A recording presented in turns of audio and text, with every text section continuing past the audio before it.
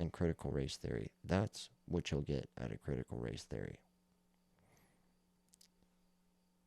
You'll have Asian people attacked in the streets. Is that what we want? I don't believe the majority of Americans do want that. And if there is a group of Americans that want that, it's a very, very small population, right?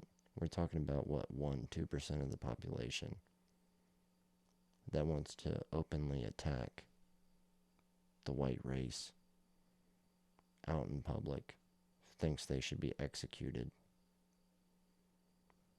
Just recently, a young couple was pulled out of their car. I believe it was in New Jersey, New York, somewhere like that, after a Puerto Rican parade.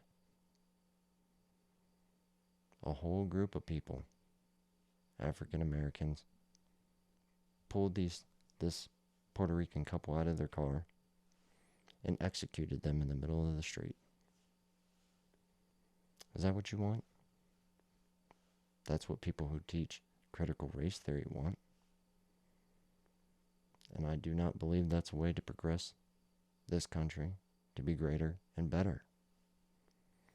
While we're teaching that masculinity is evil, China is teaching masculinity in their schools. They're building their navies, getting ready to invade Taiwan. Russia's doing the same, inching closer and closer to taking over the Ukraine. What do you think's going to happen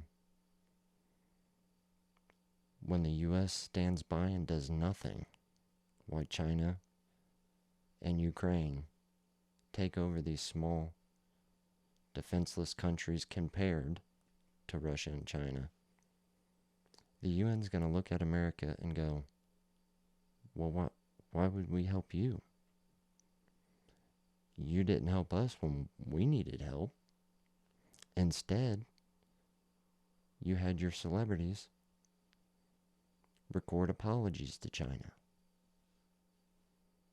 That's how we look right now to the outside world.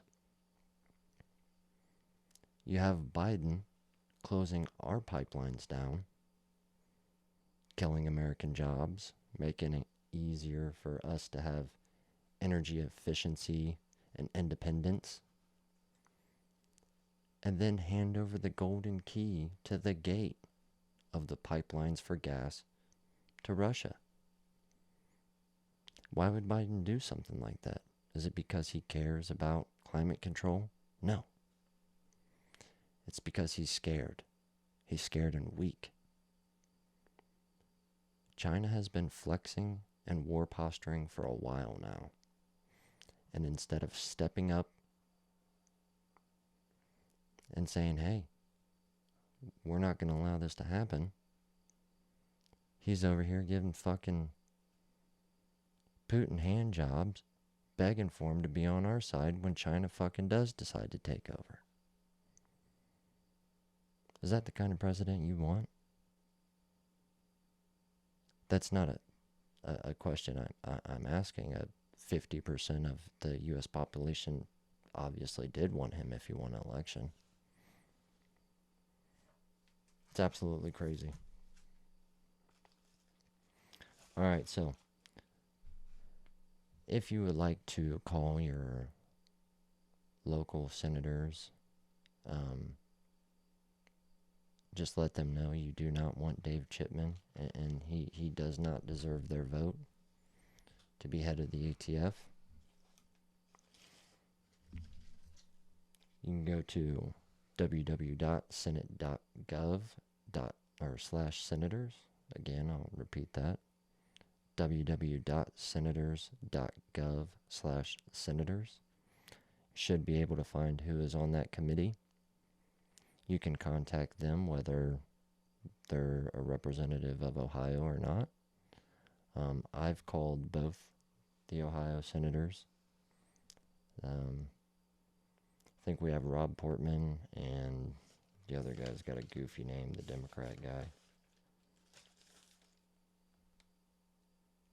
Is it Sherrod Brown?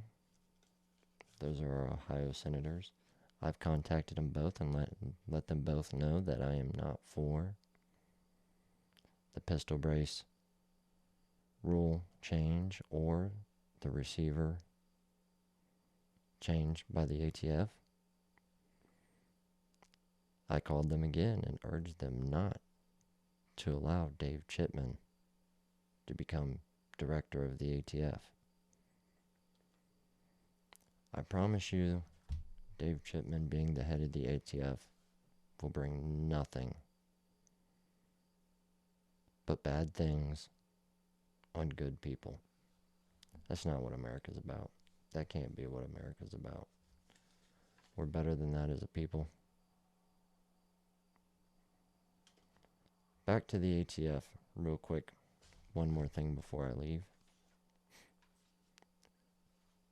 I know a couple of you might be saying or calling bullshit on ATF, or no, sorry, FBI agents and informants being at the January insurrection, January 6th insurrection. Well, I'm here to tell you that there are people that were taken into custody that were never charged. People that made it further were there on tape doing some of the same things that people that are still in solitary confinement right now for doing. Why wouldn't those people be charged? Well, because they're FBI agents. They're FBI informants. And they were there to gaslight, to push them, to see how far they would go. Now, this isn't nothing new. The FBI has been doing this for quite some time now. The governor of Michigan was kidnapped, or tried to get kidnapped. I believe her name's Whitmer. 2 of the 6 or 7 men were ATF agents and informants. They were there the whole time until the act was carried out. Why wouldn't they have stopped it before that? Because they knew headlines like that make Orange Man look bad. They were willing to risk people's lives to change the narrative to what their agenda is.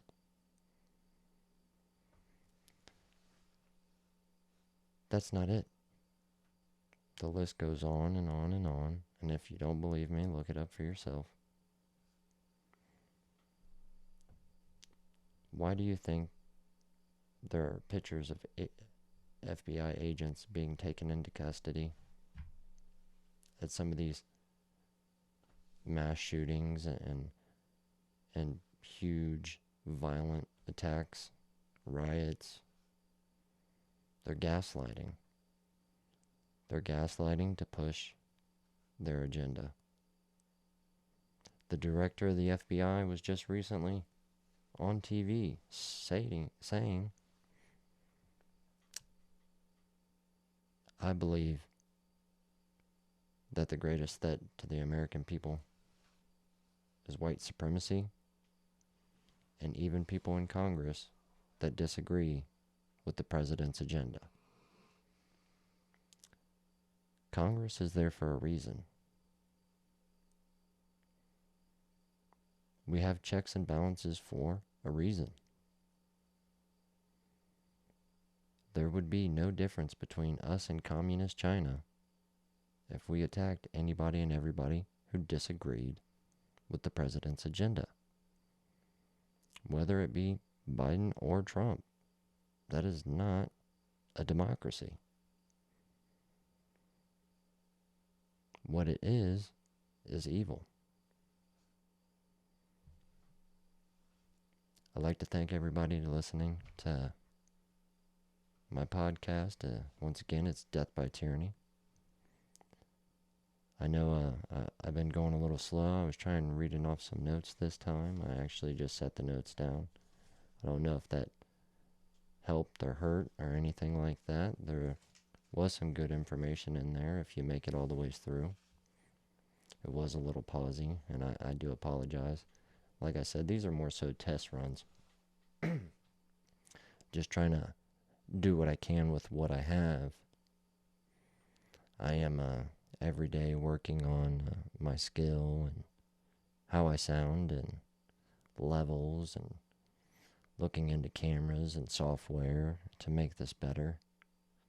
And anybody who listens to the test run of the podcast that comments and any advice, I'll gladly take.